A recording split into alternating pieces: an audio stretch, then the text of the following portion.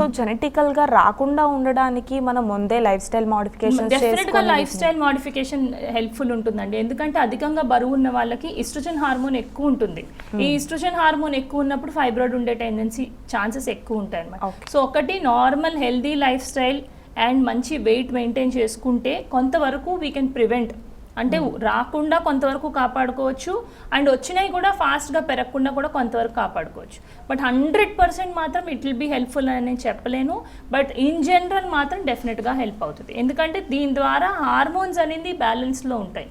So ఈ hormone అనేది ఒక కాంట్రిబ్యూటింగ్ ఫ్యాక్టర్ కాబట్టి అది కంట్రోల్లో ఉంటుంది.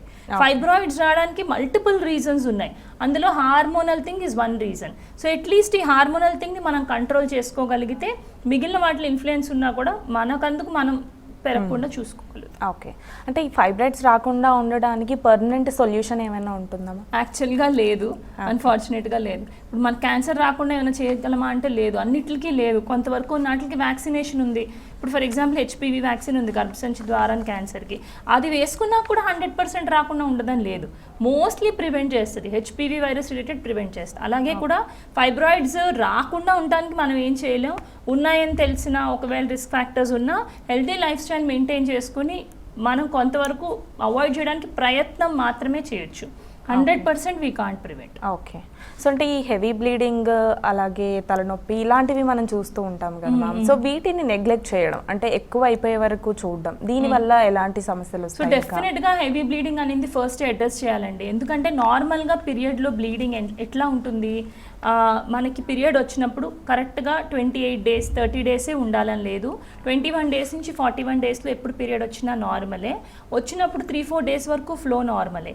ఎవరికైతే 7 daysకి మించి బ్లీడింగ్ అవుతుందో, రోజుకి 4-5 pads మించి బ్లీడింగ్ అవుతుందో, నిమ్మకాయ కన్నా లేదా 1 inch కన్నా పెద్ద సైజ్ క్లాట్స్ పడుతున్నాయి, లేదంటే ముందు 1-2 pads అయ్యేవి ఇప్పుడు 4-5 pads అయినాయి, అండ్ మాకు క్వాలిటీ ఆఫ్ లైఫ్ ఎఫెక్ట్ అవుతుందంటే మేము దీనివల్ల జాబ్కి వెళ్ళలేకపోతున్నాం, లేదా స్కూల్కి వెళ్ళలేకపోతున్నాం, కాలేజ్కి వెళ్ళలేకపోతున్నాం, నిద్ర పట్టట్లేదు, గిడ్డినెస్ వస్తుంది, టైర్డ్, ఇవన్నీ దే ఆర్ ఇండికేషన్స్ దట్ మీ ఫ్లో హెవీ అయ్యింది అని. సో వాటిని మనం డాక్టర్ 4 to 5 నార్మల్ అన్నారు కదా, నాకు ఇంతకుముందు ఒక ప్యాడ్ ఉండేది ఇప్పుడు 4 pads అయింది, పర్వాలేదు ఇంకా 4లోనే ఉంది అనుకోకండి. సో నీకు 4 to 5 నాకు 4 to 5 నార్మల్ అవ్వచ్చు, మీకు ఏది నార్మల్ అంది మీరు చూసుకోండి. మీకు ఇంతకుముందు 1 to 2 ఉండి ఇప్పుడు 4 to 5 అయింది అంటే అది సిగ్నిఫికెంట్ చేంజ్. ఇలాంటి సిగ్నిఫికెంట్ చేంజెస్ని వదిలేసి మెల్లగా వెళ్దాం, చూద్దాం, తర్వాత వెళ్దాం, నెక్స్ట్ మంత్ చూద్దాం, అట్లా అట్లా అట్లా లేట్ చేసుకుంటే ఏమవుతుందంటే ఏదైనా ప్రాబ్లం ఉంది అంటే ఆ ప్రాబ్లం పెద్దగా అయ్యే వరకు తెచ్చుకుంటున్నారు.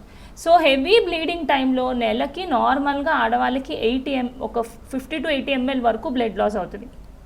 50 అరౌండ్ అనుకోండి, 80 ml 100 ml అంత ఎక్కువ అయిపోతుందంటే అది హెవీ బ్లీడింగ్. మనం ఈ ఎంఎల్ అనేది కొలుచుకోలేం మనం. సో అందుకే ప్యాడ్స్ ద్వారా ట్యాంపన్స్ ద్వారా చూసుకోమంటాం. మనం అలాగా 6 months మీరు నెగ్లెక్ట్ చేశారనుకోండి, ఈ 6 monthsలో మీ హిమోగ్లోబిన్ 2-3 grams పడిపోతుంది. నార్మల్గా 12 ఉండాల్సిన హిమోగ్లోబిన్ 9, 8, 10 కన్నా తక్కువ అయిపోయాక వస్తారు. మీ హిమోగ్లోబిన్ తక్కువ అయితే మీ బాడీలో ఆక్సిజన్ అందాల్సిన అన్ని పార్ట్స్కి హిమోగ్లోబిన్లోంచి ఆక్సిజన్ వెళ్తుంది, అన్ని పార్ట్స్ కూడా కాంప్రమైజ్ అవ్వడం స్టార్ట్ అవుతాయి. దానివల్లనే 4 అడుగులేగానే ఆయాసం వస్తుంది, మెట్లెక్కగానే ఆయాసం వస్తుంది, ఎక్కువసేపు నిద్రపోవాలనిపిస్తుంది, ఫోకస్ చేయలేరు, కాన్సన్ట్రేట్ చేయలేరు, కళ్ళు తిరుగుతున్నట్టు, బ్లాక్అవుట్స్ వస్తున్నట్టు, తర్వాత జుట్టు ఊడిపోతూ ఉంటుంది, స్కిన్ మీద మచ్చలు వస్తాయి, ఫేస్ అంతా పేల్ అయిపోద్ది, రకరకాల ప్రాబ్లమ్స్ వస్తాయి.